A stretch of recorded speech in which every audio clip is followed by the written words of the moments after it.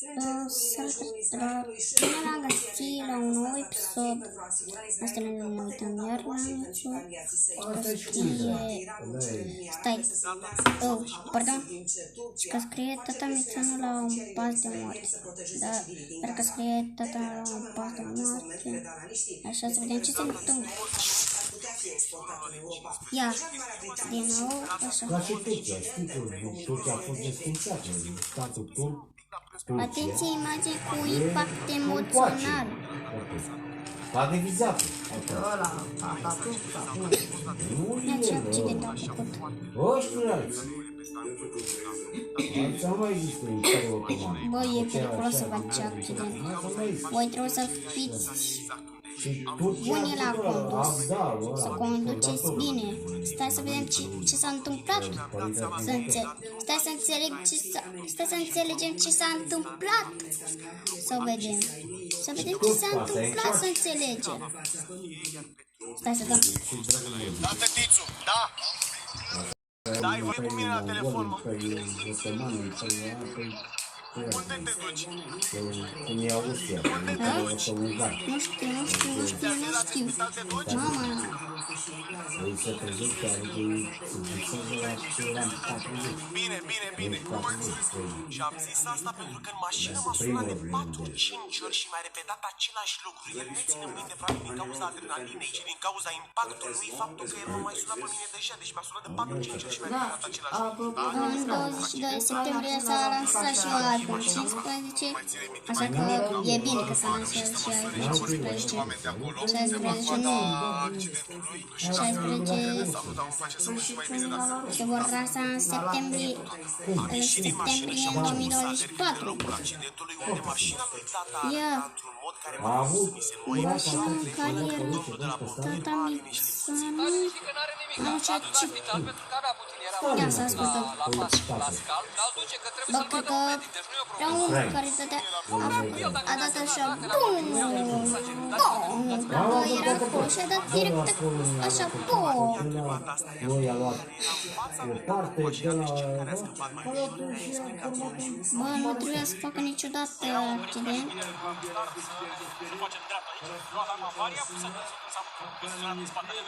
Ia, ce să vedem? Chiar arată. Așa, am înțeles. Cum să poate? Eu chiar am avut dreptate, a făcut direct așa, bum, bum. Ia.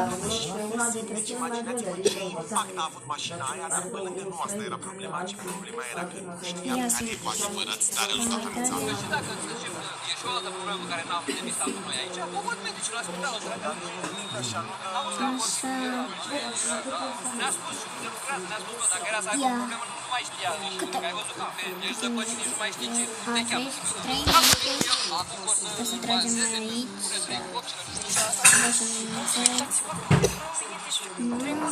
N-am mai simțit așa ceva niciodată în viața mea, deci nu mai pot. Tremur, îmi bate inima, dar nu mai pot. Încerc să fiu tare, să fiu alături de minți, pentru că momentele de față nici nu mai știu să mai vorbesc. Este terminat, nu mai știu nimic. Uitați-vă puțin, arătăm așa, deci nu vă imaginați cu ce putere a putut, cu ce viteză a putut să intre. Doamne, ferește, deci nu mai pot tremur, nu mai pot. Are acum mașina asta a fost făcută pachet, efectiv. Uitați-vă cum n-a sărit, nici măcar airbag-ul, dacă vă vine să credeți. Acum îmi dau seama și înseamnă o mașină bună, bă. Cred că schimb docărul, din păcate, dați-vă și voi Adidas. Ia-le pe toate. Ia uitați-vă, fraților, cum a ajuns bancheta aici, băi, Doamne. Știți ce înțeleg eu? Ok, a pus și spatele, dar și lateralul e făcut varză. Uitați-vă cum lateralul mașinii e făcut varză. Cum s-a întâmplat tot accidentul? Zic în fața intrat în celălalt. Cred că s-a mai întâmplat odată. Nu știu dacă s-a mai întâmplat odată. Nu știu. Voi știți totodată, bă,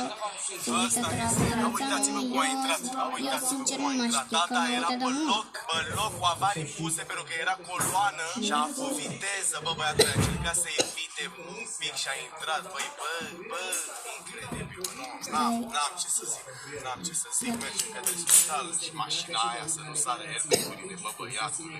Am lăsat-o la propriu pe partea pe drum acolo și a luat un Uber, s-a dus la Traiechete, tata Mița nu trebuia să ajungă în fiecare zi, face drumul ăla, de acolo și machina a intrat în el. Eu mă duc la spital, la Sfântul Pantelimon, să sperăm că totul este în regulă, la telefon vorbea, iar acum nu mai îmi răspunde, nu știu de ce. Suntem cu tata Mița la salon, cam așa se prezintă treaba asta, este bun, nu prezintă probleme vitale. Și lovit de și în cap și la mână. La cap a avut o plagă foarte mare pe care a cusut-o, dar neapărat nu cred că poate o avut sau ce să la antibiotic. Păi ce vrei să înțeleg tuturor dacă eu nu înțeleg ce a făcut așa mașina lui tata Mițanu, eu nu înțeleg de ce a făcut. Voi înțelegeți. De la spitalul Sfântul Pantelimon să fie rău. Și ce să facem? Deschidem traiechete și și ne luăm și noi o mașină mai bună să se declanșeze airbag-urile măcar. Imediat după am ieșit pe hol, pentru că tata a ținut neapărat să vă transmită și asta. Și acum e mai bine. Acum e mai bine tata Mițanu tuturor, nu? Nu se aștepta să înceapă coloana așa de sus. El era pe telefon probabil neatent, nu știu, nu vreau să acuz nimic, din câte am înțeles, da, dar asta este ce să facem și la 80 la oră, dacă n-aveai telefonul unei frânții 50 era se lipa.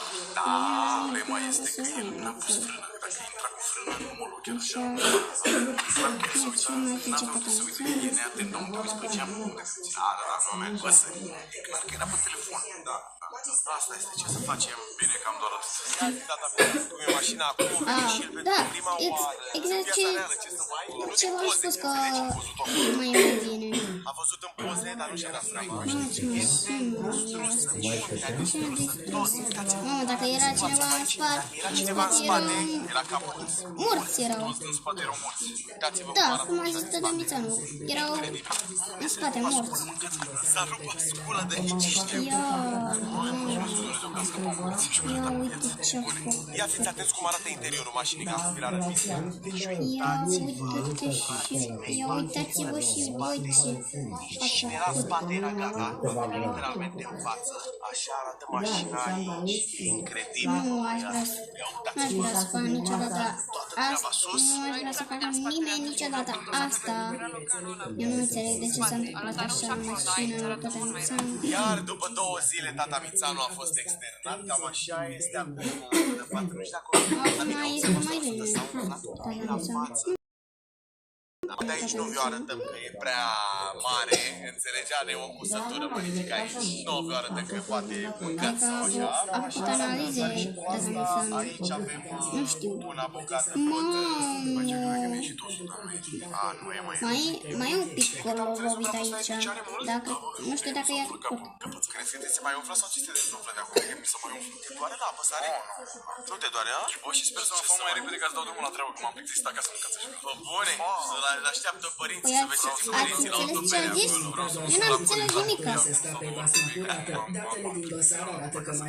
V-aș pleci pe voi la Traiechete în bazin ortopeni sau la Traiechete în Dobrolești, dacă țineți foarte aproape de Policlina, de Pantelimon, de Furnar, de Dei, toate zonele aia sunt de noi. Ce să mai, cam ăsta a fost vlogul. Tata Mițanu să devină din ce în ce mai bine acum, nu o să mai facem alte videouri sau ceva de genul, pentru că deja o să se în picioare. Nu uitați să scrieți butonul de like, butonul de subscribe. V-am pupat, pa! Bine, la revedere tuturor. Am văzut ce a făcut tata Mițanu. Deci mulțumim, Doamne, minunile Da, asta e dovada. Dumnezeu are grijă de cei buni. Așa. La revedere tuturor, ne mai vedem și data viitoare la un clip nou. Ne mai vedem la un clip nou pe videoclip sau short. La revedere tuturor, săptămâna viitoare sau luna viitoare sau data viitoare sau anul viitor, în ianuarie, o să facem clip. Așa că la revedere tuturor.